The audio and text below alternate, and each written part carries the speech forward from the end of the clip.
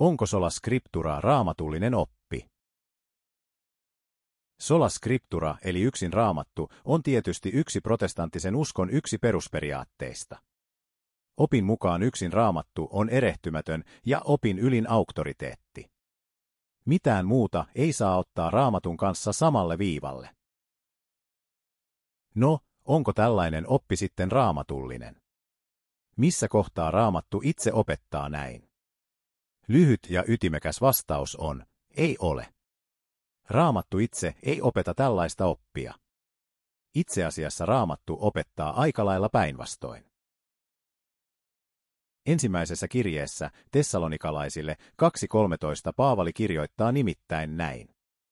Lakkaamatta me kiitämme Jumalaa siitäkin, että kun julistimme teille Jumalan sanaa, te ette ottaneet sitä vastaan ihmisten sanana, vaan sinä.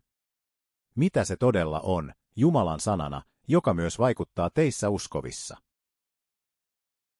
Toisessa kirjeessä tessalonikalaisille 2.14-15 Paavali kirjoittaa seuraavasti. Juuri siihen hän kutsui teidät meidän evankeliumimme kautta, että te omistaisitte Herramme Jeesuksen Kristuksen kirkkauden. Pysykää siis, veljet, lujina ja pitäkää kiinni niistä opetuksista, jotka olette saaneet puheestamme tai kirjeestämme. Raamatun mukaisesti katolisen kirkon katekismus opettaa meitä näin kohdassa 76. Evankeliumia vietiin eteenpäin Herran tahdon mukaisesti kahdella tavalla. Suullisesti apostolien kautta, jotka suullisella julistuksellaan, esimerkillään ja säädöksissään välittivät sen, minkä he olivat saaneet joko itse Kristuksen. Suusta eläessään hänen kanssaan ja nähdessään hänen toimivan, taikka olivat oppineet Pyhän Hengen innoituksesta. Kirjallisesti niiden apostolien ja apostolisten miesten kautta, jotka saman hengen innoittamina tallensivat pelastuksen sanoman kirjoihin. Yksin raamattu ei siis sisällä koko oppia, vaan raamattu yhdessä apostolisen tradition, apostolisen suullisen perimätiedon kanssa muodostaa koko opin täyteyden. Katolisen kirkon katekismus kohdassa 80 opettaa meitä asiasta näin. Pyhä traditio ja pyhä raamattu liittyvät siis kiinteästi toisiinsa ja ovat keskenään vuorovaikutuksessa. Sillä pulputessaan samasta jumalallisesta lähteestä molemmat ikään kuin sulautuvat yhteen ja tähtäävät samaan tarkoitukseen.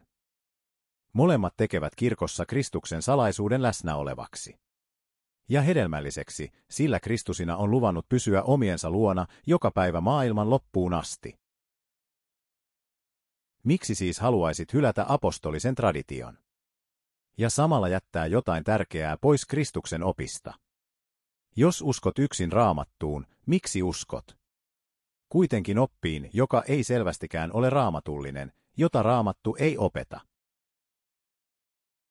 Ensimmäisillä kristityillä ei tietenkään vielä edes ollut Uutta testamenttia, ja vaikka olisi ollutkin, eivät he kaikki edes osanneet lukea. Vaan he olivat yksinomaan apostoleilta saadun suullisen opin varassa. Kohdassa 97 katolisen kirkon katekismus toteaakin seuraavasti. Pyhä traditio ja pyhä raamattu muodostavat Jumalan sanan yhden, pyhän talletuksen, joka on uskottu kirkolle. Siinä pyhiin vaeltava kirkko katsoo kuin peilistä Jumalaa, kaikkien rikkauksiensa lähdettä.